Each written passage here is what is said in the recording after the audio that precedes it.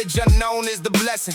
Common a fist to ask questions like share leaf suggestions. Power to my people is the message. We've been here before it started. No doubt we the hardest. In remembrance of those departed, we are keeping our swords. The sharpest class with skill. Class with skill. Class with skill. Class. Before we can understand why Black Americans left the Republican Party, we have to understand why they joined it in the first place. When slavery ended, the Republican Party was the party of freedom in the eyes of many formerly enslaved people. It was the party of Abraham Lincoln. It was the party that fought to preserve the Union and destroy slavery. Black Americans poured their blood into the Civil War. Nearly 200,000 black soldiers and sailors served the Union cause. Many died wearing the uniform of a country that had only recently enslaved them.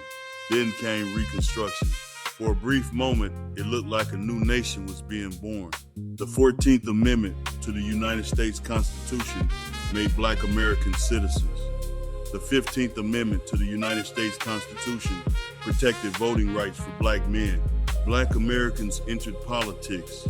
They became mayors, legislators, judges, sheriffs, congressmen, educators, businessmen, and landowners. Across the South, schools were built, churches expanded, communities organized, families reunited after slavery. For the first time in American history, Black Americans were not simply surviving, they were governing. Class, remember this, the story begins with hope. A people fresh out of slavery believed that citizenship meant protection. They believed the government would defend the rights it had placed into law. But history would soon teach a painful lesson, a lesson many generations of Black Americans would never forget. Because the same government that helped build Reconstruction would eventually abandon it. And when that happened, everything changed. In part 2, we'll examine the rise of Black political power during Reconstruction and why some Americans feared it enough to destroy it. Class dismissed. Class. There is a chapter of American history that many people never learn about. A time when Black Americans were not merely laborers, not merely sharecroppers, not merely victims, but leaders. The end of slavery did not simply free millions of people. It unleashed a generation determined to build a future. During Reconstruction, Black Americans organized politically across the South. They voted in large numbers. They attended political meetings. They founded schools, businesses, newspapers, churches, and civic organizations. For the first time in American history, Black political power became a reality. More than 2,000 Black men would hold public office during Reconstruction. Among them was Hiram Rhodes Revels, who became the first Black U.S. Senator. Another was Blanche K. Bruce, a formerly enslaved man who rose to the United States Senate. Across Southern legislatures, Black representatives helped establish public school systems, improve infrastructure, and expand services that benefited poor citizens of every race. Class. Understand what this meant. Just a few years after slavery, men who had once been considered property were helping govern states. That reality terrified many former Confederates. White supremacist groups emerged to stop Reconstruction by force. Organizations such as the Ku Klux Klan used intimidation, murder, and terrorism to suppress Black voting and political participation. Election days often became battlefields. Churches were burned. Communities were attacked. Black office holders were threatened and sometimes killed. Yet despite the violence, Black Americans continued to build. They believed citizenship meant something. They believed the federal government would protect the rights guaranteed by the Constitution. But class, there was a problem. Reconstruction depended on federal enforcement. As long as federal troops remained in the South, many of these gangs could survive.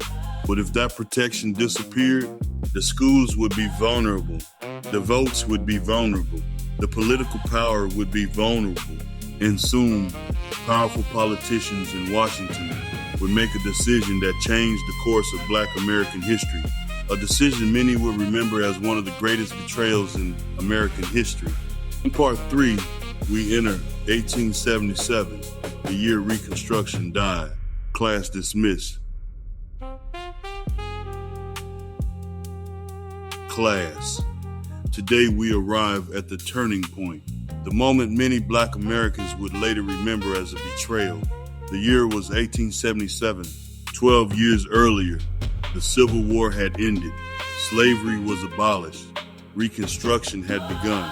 Black Americans were voting, holding office, building schools, acquiring land, and helping govern the South. It wasn't perfect. It wasn't complete, but it was progress. Then came the disputed presidential election of 1876. Republican candidate Rutherford B. Hayes and Democratic candidate Samuel J. Tilden both claimed victory. The nation faced a political crisis. Behind closed doors, powerful men negotiated a settlement that became known as the Compromise of 1877.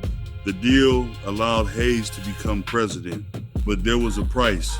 Federal troops would be withdrawn from the South. Class. Think about what that meant.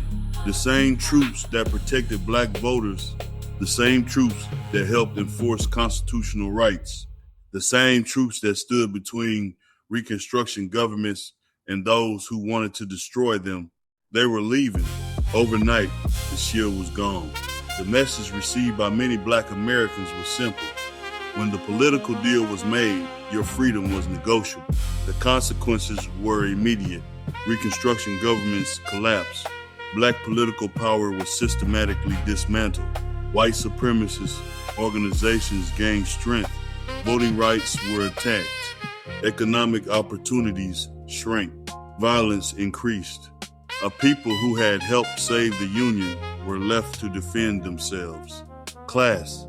This is where many Black Americans began learning a lesson that would echo for generations. Political parties pursue political interests. When those interests change, alliances can change. Promises can change. Protection can change. It was not merely that Reconstruction ended. The tragedy was that millions of Black Americans had believed citizenship guaranteed security. Instead, they discovered that rights written on paper still required power to enforce them. For nearly a century after 1877, Black Americans would face segregation, disenfranchisement, racial terrorism, convict leasing, and economic exclusion. The dream of Reconstruction did not die because Black Americans failed.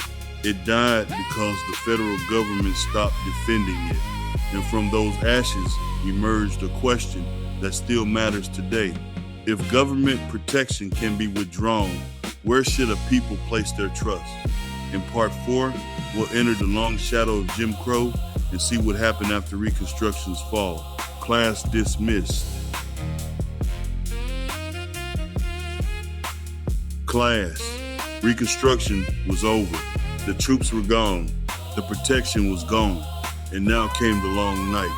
For nearly 100 years after 1877, Black Americans would live under a system designed to keep them politically weak, economically dependent, and socially separated. This system became known as Jim Crow. Voting rights that had been won after the Civil War were stripped away through poll taxes, literacy tests, grandfather clauses, and intimidation. On paper, Black Americans were citizens. In practice, millions were prevented from voting. The South had found a way to erase Black political power without restoring slavery by name. But the attack didn't stop at the ballot box. A new labor system emerged, convict leasing. Black men were arrested for minor offenses, often under laws written specifically to target them. They were then leased to private businesses, mines, plantations, and railroads. Many historians describe convict leasing as slavery by another name. Class, the same nation that had abolished slavery, was now profiting from forced labor once again. Violence became a tool of control. Lynchings terrorized communities. Entire towns lived under the threat of mob violence. Families taught their children survival lessons that would be passed down for generations. Yet despite all this, Black Americans continued building. They built churches, they built schools, they built businesses, they built communities. They founded banks, newspapers, fraternal organizations, and mutual aid societies. When government protection disappeared, Black Americans increasingly learned to depend upon one another. That lesson would become one of the defining survival strategies of the Black American experience: class.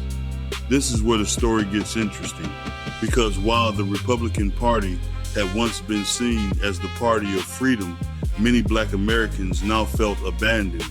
The party of Reconstruction was no longer aggressively fighting for Black rights in the South. The question became, if the party that once defended us no longer protects us, where do we go from here? The answer would begin arriving in the early 20th century as millions of Black Americans packed their belongings and left the South. They weren't just moving, they were reshaping American politics forever. In part 5, we'll follow the Great Migration and watch Black political power reemerge in the cities of the North. And we'll see how that migration laid the foundation for one of the biggest political realignments in American history. Class dismissed. All right, class, that's the bell. Take a quick recess, stretch your legs, grab some water, and let that history sink in. Remember, knowledge isn't just information, it's ammunition for the mind. If you're learning something new today, hit that like button, subscribe to Class with Skeul, and drop a fist in the comments so I know you're still in the classroom. Don't go too far. We've got more lessons, more history, and more truth coming up next. Class. After decades of Jim Crow, lynchings, voter suppression, and economic exploitation, millions of Black Americans reached a conclusion. If freedom would not come to them, they would go where opportunity existed.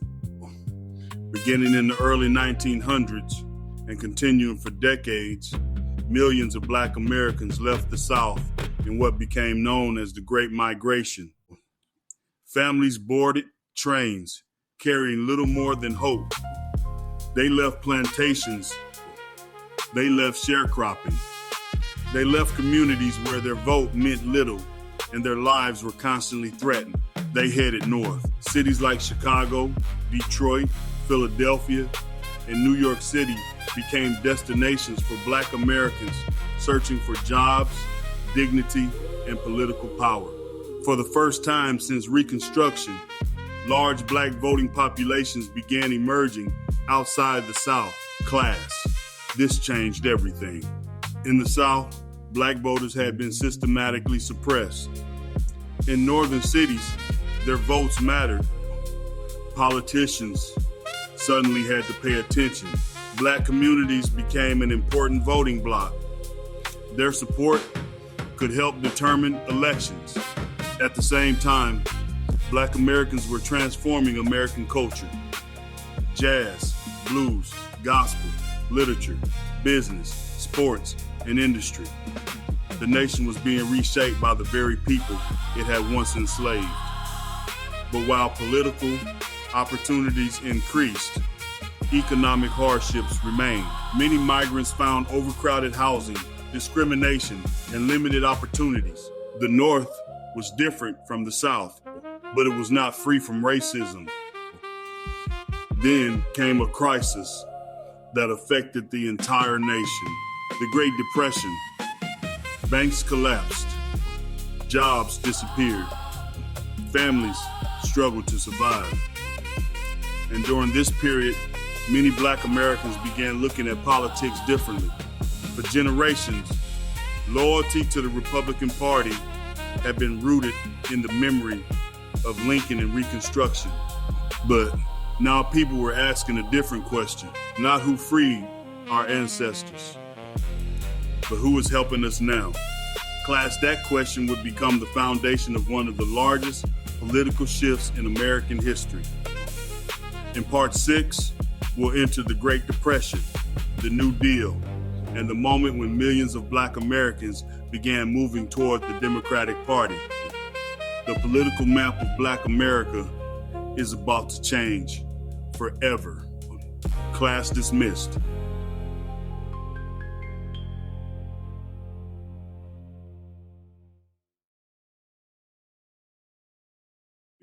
Class.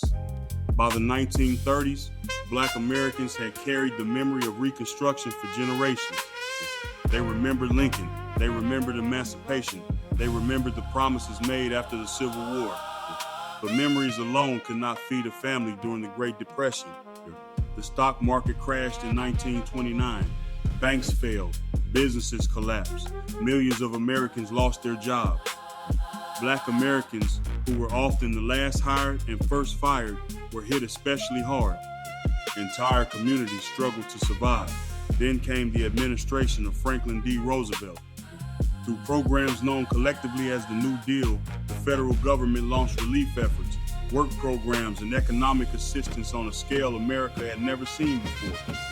Class, these programs were not perfect. Many contained discriminatory policies. Some excluded large numbers of Black workers. Others were administered unfairly at the local level. But despite those flaws, many Black Americans saw something important. For the first time in decades, the federal government appeared willing to provide direct economic assistance during a national crisis. The political question began to change. For generations, many Black Americans had asked, which party freed us? Now many were asking, which party is helping us survive? As Black voters in northern cities gained political influence, support for the Democratic Party began growing. This wasn't a sudden switch. It happened gradually, community by community, election by election, generation by generation. Class, understand this. The shift was not simply about loyalty, it was about survival. People tend to support leaders they believe are addressing their immediate needs. Yet beneath the political changes, an old lesson remained, the lesson of 1877. Governments can provide assistance. Governments can pass laws. Governments can create opportunities. But governments can also change direction. Political coalitions can shift. Promises can be broken. The question Black Americans will continue wrestling with was the same question their grandparents faced after Reconstruction. How much trust should a people place in political institutions? That question would become even more important during the Civil Rights era, because a new generation of leaders was about to emerge. One would preach integration through nonviolence. The other would preach self-determination and independent power. And together they would force Black America to confront one of the most important debates in its history. In part 7, we enter the age of Martin Luther King Jr. and Malcolm X. Class dismissed. Class. By the 1950s and 1960s, Black Americans have been waiting nearly a century for the promises of Reconstruction to be fulfilled. A century had passed since emancipation. A century had passed since citizenship was guaranteed. Yet segregation, poverty, discrimination, and unequal treatment still define daily life for millions. Into this struggle stepped two of the most influential voices of the 20th century, Martin Luther King Jr. and Malcolm X. Both wanted freedom, both wanted justice, both wanted dignity for Black Americans, but they offered different paths. King believed America could be compelled to honor its founding principles. Through marches, boycotts, protests, and nonviolent resistance, he sought to expose injustice and force the nation to live up to its own laws. His movement helped create momentum for the Civil Rights Act of 1964 and the Voting Rights Act of 1965. Those victories were historic, but Malcolm X asked a different question. He asked, if a people own little, control little, and depend on others for protection, are they truly free? Malcolm argued that political rights alone were not enough. He called for economic independence, community control, self-respect, self-defense, and institution building. Class. This is where our story comes full circle. Since 1877, Black Americans had repeatedly learned that governments can change, parties can change, policies can change, The Republican Party that fought Reconstruction changed. The Democratic Party that once dominated the Jim Crow South changed. Political alliances shifted over time. Yet through every era, one thing remained constant. Whenever Black Americans built strong families, businesses, schools, churches, mutual aid societies, and economic networks, communities became stronger. The debate between King and Malcolm was never simply Democrat versus Republican. It was a deeper question. How much of our future should be placed in the hands of politicians? And how much should be built by our own communities? Class, that question remains alive today because history teaches that governments may help, governments may hinder. But governments are never a substitute for a people developing their own strength. In our final lesson, we'll examine Revelation 18:4 and the ultimate takeaway from this entire journey, from Reconstruction to the present day. Class dismissed. Class, every generation inherits two things: victories paid for before them and warnings those victories left behind. Black Americans know this history well. From slavery to emancipation, from the Civil War to Reconstruction. From Reconstruction to 1877, when federal protection faded and old enemies returned with new laws. From Jim Crow to the Great Migration, when millions left the South searching for safety, work, and dignity. From Lincoln to Roosevelt, from Martin Luther King Jr. to Malcolm X. Through it all, one question kept rising. Who can the people trust with their future? For 8 episodes, we traced why Black Americans moved away from the Republican Party. But class, the deeper lesson is bigger than one party. Parties change, coalitions change, politicians change, promises change. After the Civil War, Reconstruction offered protection, citizenship, and political possibility. Then came 1877. Troops left, protection weakened, promises were compromised. Black Americans faced a brutal truth. Rights on paper still need power behind them. Later came new alliances, campaigns, leaders, and real victories. Legal segregation was challenged. Voting rights expanded. Doors opened after generations locked shut. Those victories mattered, but they did not solve everything. Wealth gaps remained. Schools struggled. Families carried pressure.